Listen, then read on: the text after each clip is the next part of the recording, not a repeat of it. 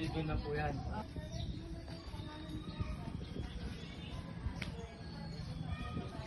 Magtutour ha?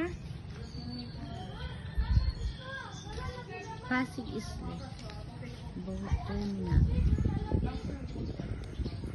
Everyone, for today's video ay nandito kami ngayon sa Santa Cruz Eco Park Pasig Islet na tinatawag nila. Hindi to Pasig ng Manila ha, ito ay Pasig ng Davao del Sur. Marami ang mga mangrove dito, kaya ito yung mga tirahan ng mga isda. Kaya na-amaze na si Dion, dito pa lang kami sa entrance ng Eco Park. Nahanap niya yung dada niya.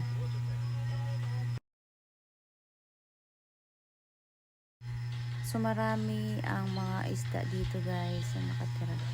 Bago kami makarating sa island, sasabihin ko pala sa iyo, yung entrance fee is only 25 pesos per head.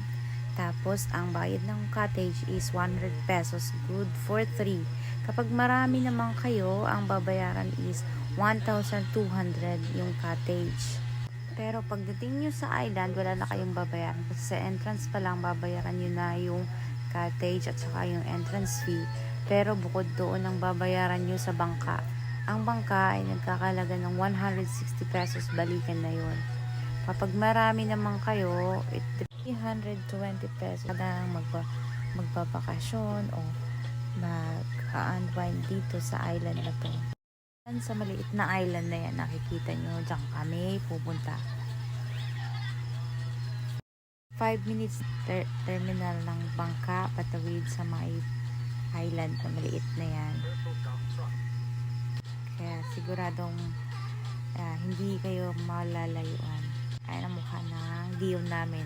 Tuwang-tuwa na dahil maliligo na naman siya.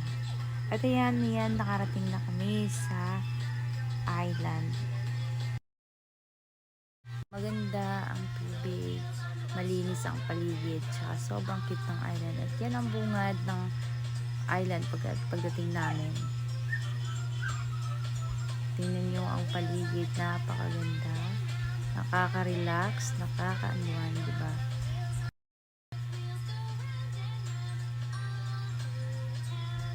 Yung ticket doon sa kanilang entrance. At yan na, nandito na kami sa aming cottage. Oh, diba? Ang ganda ng dagat. Yung sa gilid niya guys ay medyo mabato, pero ang sarap maligo, promise. Kaya sa mga gustong makapunta dito, actually hindi namin na-expect na makarating kami dito kasi ang plano namin is mag-road trip kami, maghahanap kami ng pwedeng mapag-relaxan. Pero naisip namin na try namin baybayin yung kalsada papuntang Ligos. Kaya napunta kami dito sa Santa Cruz. Malapit na kasi dito sa amin yan. Siguro mga higit isang oras nakakarating na kami.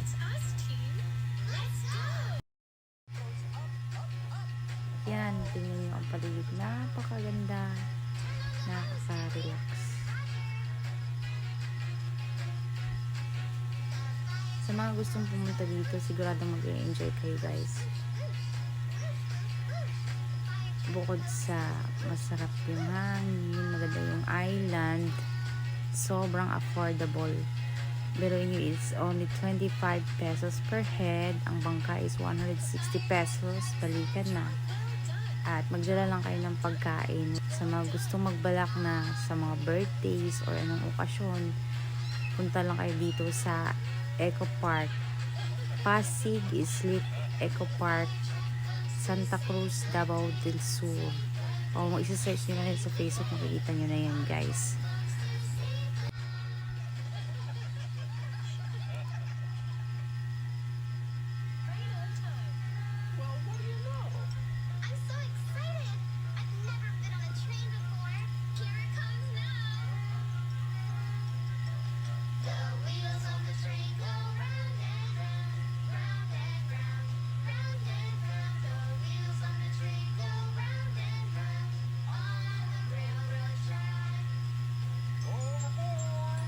So, hanggang dito lang tayo guys. Thank you sa panunood.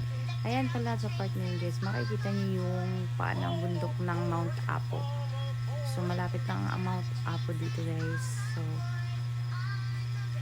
yan lang po for today's video. Maraming salamat.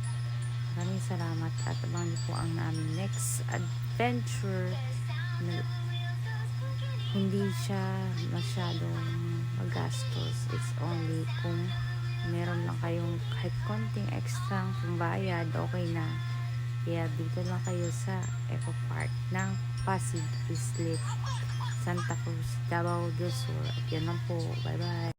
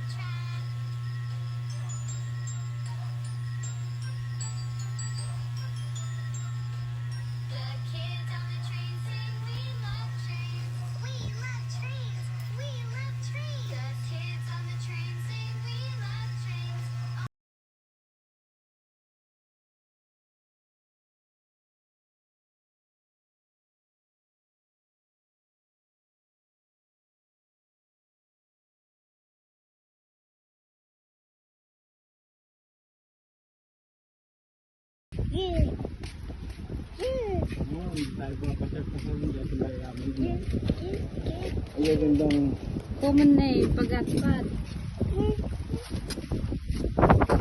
Pagatpat pala yung tawag dyan sa mangrove.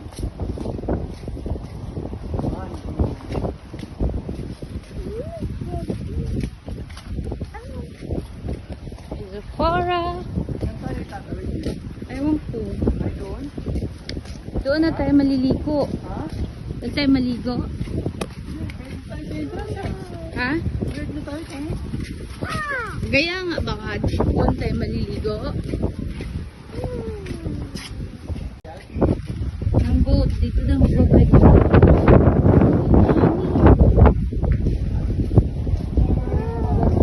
Wow! Ang ganda.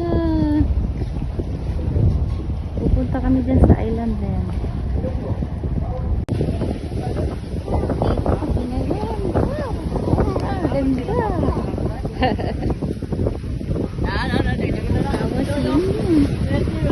Dito kami na. Wow! Sabi pa niya,